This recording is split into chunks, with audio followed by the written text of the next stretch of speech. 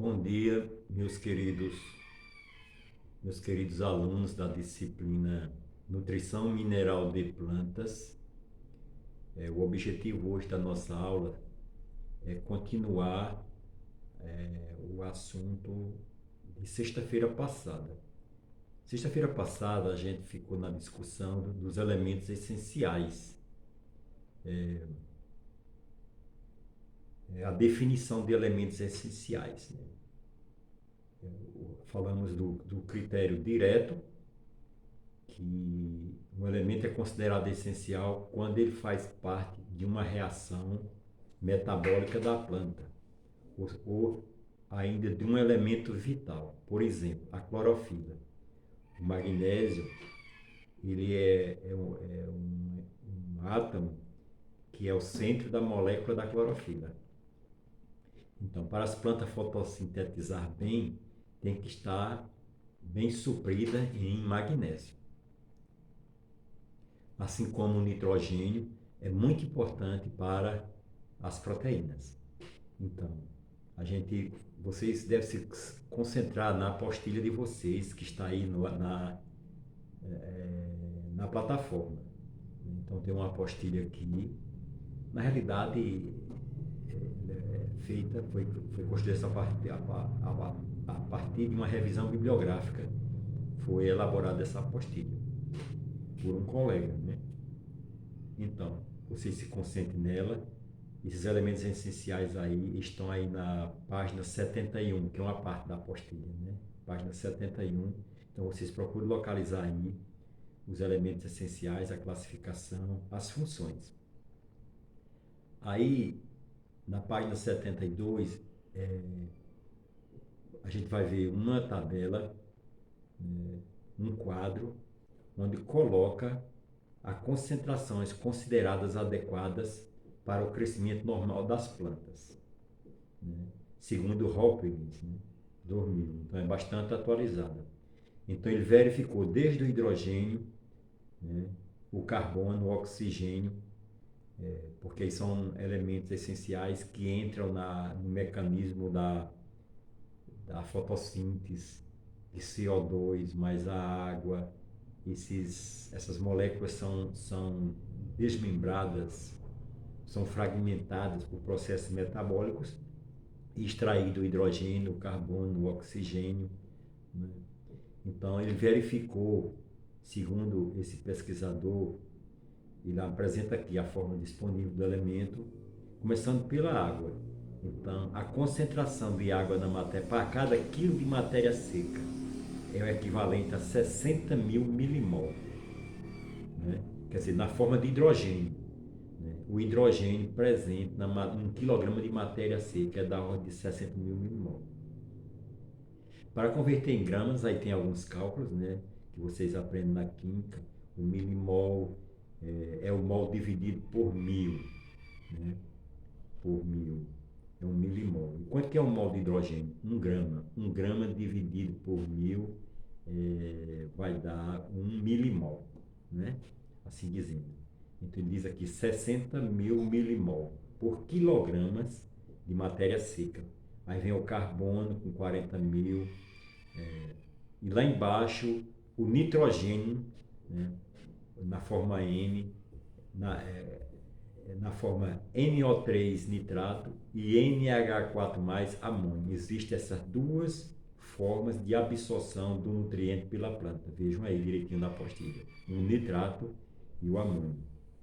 Mas na frente a gente fala da importância delas, né? Essas formas dependem muito da atividade dos micro-organismos no solo, do pH, né? Da situação de pH também.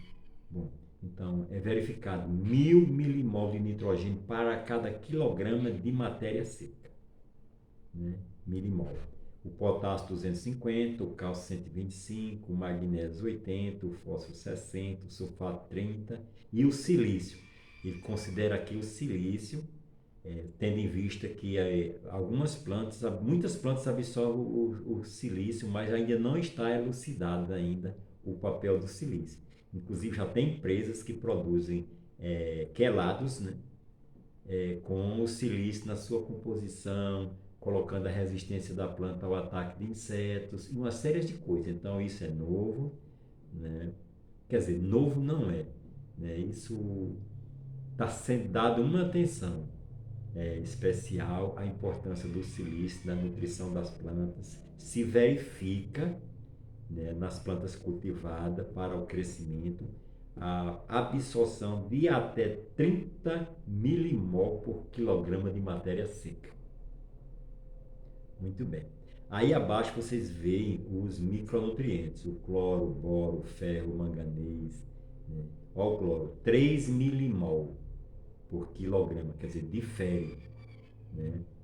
Enquanto um está os macronutrientes estão na dezenas, né, o limite dezenas de milimol, é, então a presença do cloro na matéria seca é dada em 3 milimol. 2 milimol para o boro, 1 milimol para o ferro, 0,4 para o sódio. As plantas absorvem sódio, apesar de não se saber a função do sódio. Então a gente vê aqui no muro os agricultores muitas vezes dizendo: o que é que eu faço no meu pé de coco? Eu apliquei, será que eu posso aplicar o sal de cozinha? Então tem essa mentalidade que não tem nada a ver com a história da nutrição do coqueiro com sal.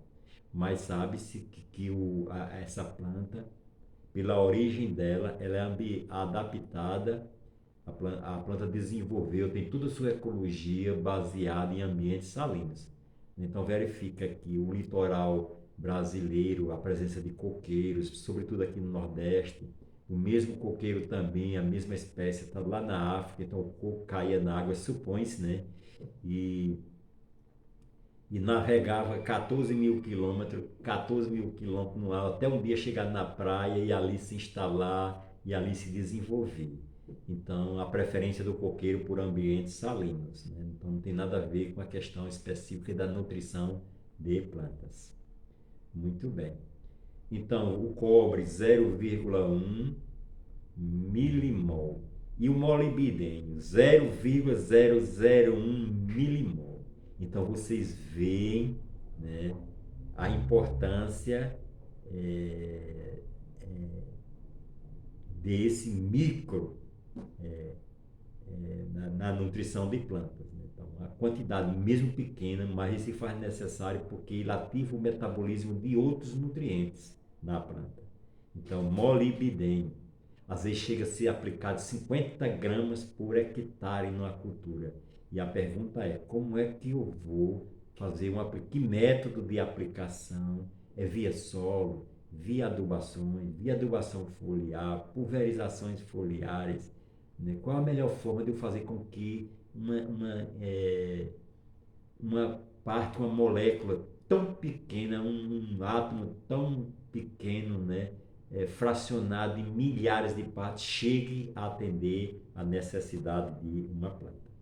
Então, vocês verificam aí na página 72 da apostila, né, que está aí na plataforma, toda essa relação do elemento, seu símbolo, a forma que é disponível no solo. Então isso é muito importante. Essa forma depende a gente viu infertilidade, essa forma de disponibilidade é caracterizada por uma faixa de pH. A gente viu lá em fertilidade do solo que o pH ideal para as plantas está entre 6 e 7. Né? Essa faixa de pH aí é onde aparece a maior quantidade desses macro e micronutrientes na forma disponível. Quando o pH baixa, então, desfavorece. Por exemplo, se o pH baixar, esse H2PO4 aqui, que é a forma de absorção do fósforo, ele reage com outros elementos que aumentam a solubilidade no solo. Por exemplo, aqui abaixo, o ferro, o manganês, o zinco. Então, um íon reage com outros, precipitando, ou seja, se tornando imobilizado como precipitado, como outra substância secundária no solo. Aí a planta não absorve mais essas moléculas, né? Então tem que ter uma faixa ideal de pH para que a disponibilidade aumente desse micronutriente. A gente viu também que no pH acima de 7 aumenta a disponibilidade de cloro, de boro, né? Principalmente cloro e boro. Em pH baixo aumenta de ferro, de cobre. Né? E o fósforo é muito crítico, então o fósforo ele existe numa condição de uma faixa de pH muito crítica. Né? Então, somente no pH se verificou que uma Malavolta, segundo Malavolta, as pesquisas que ele fez, Euclides Malavolta, que é um grande pesquisador da área de química, foi um grande pesquisador da área de química do solo e nutrição de plantas. Então, ele verificou que a maioria da disponibilidade do H2PO4, que representa o fósforo, está em um pH entre 6,5 e 6,8.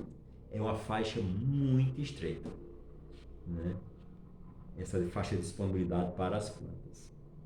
Bom, então, nesse momento desse vídeo aqui, em virtude do tempo, se o tempo exceder a alguns minutos, uma dezena de minutos, então fica complicado para mim enviar. Então, eu vou ficar acompanhando essa apostila na forma de pequenos vídeos, ou às vezes até áudios, né?